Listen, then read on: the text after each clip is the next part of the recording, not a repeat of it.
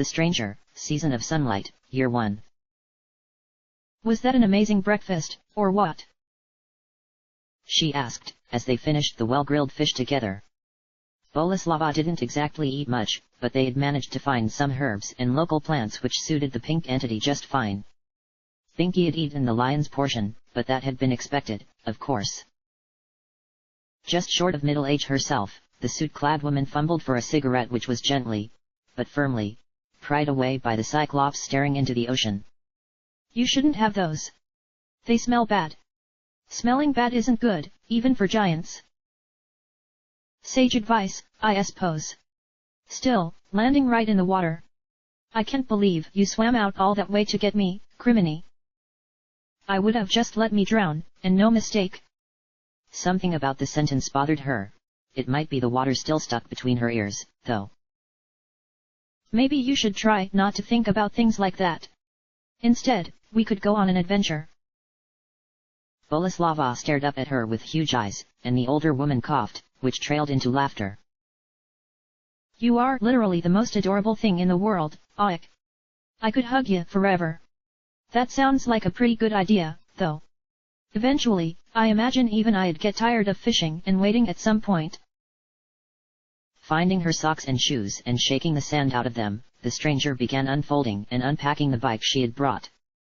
Boleslava could definitely ride in the basket, no problem, but...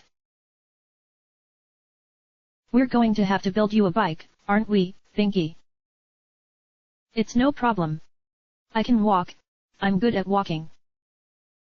He said it with a great deal of pride, but his answer wouldn't do. It just wouldn't. They spent most of the day trying to find something that'd work as a rubber analog, but the green trees with the fruit that resembled plantains didn't seem to have anything of the sort. She had almost decided to give up, when they looked across the ruins of some sort of familiar vehicle, tires largely intact. Good fortune smiles upon us, the stranger exclaimed, and she and the Cyclops set to work, Boleslava pacing around them and cheering them on quietly.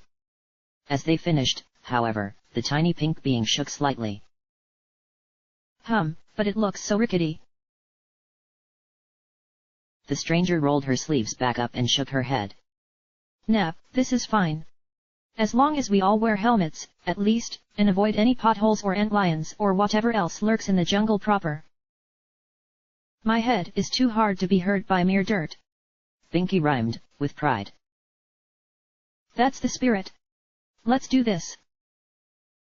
The three rode along the beach as the sun set, the stranger still feeling like she was missing something. She really wanted that cigarette, but it'd have to wait for some other time, perhaps.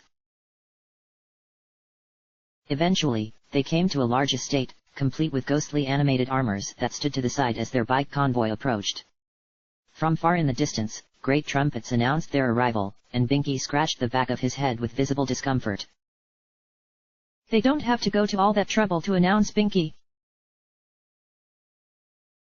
Whomever's here just wants to see you, Binky. Besides, we won't overstay our welcome, but I'd want to welcome you right, too. And whoever lives here is obviously just really loaded or something, I guess. The interior of the estate was decorated in rich tapestries of cream and burgundy, carpets that had been woven in colors she didn't know the name of, and paintings that displayed famous people there was no way she had ever heard of. A center table, loaded with exotic foods, beckoned and made her realize how long ago their breakfast had been, and how admittedly amateur, despite her enthusiasm. Loaves of fresh bread, cracked with sunflower seeds, stood next to custard pastries and berry cobblers, rich salads with bright red stems and multi-hue leaves, and dishes kept under lids that only allowed a hint of the tantalizing scent to drift free. And there were 2 seats for them, of course. There could have been 3, but she liked to keep Boleslava nearby and perched on her lap, so it worked out all right. Their host was an ancient man, pockmarked with wrinkles and liver spots. He looked kindly, as if a great weight had been lifted off his shoulders recently, and entertained them with tales of chivalry and bardic music which was apparently similar to folk rock. She would never have guessed. This is very good, thank you.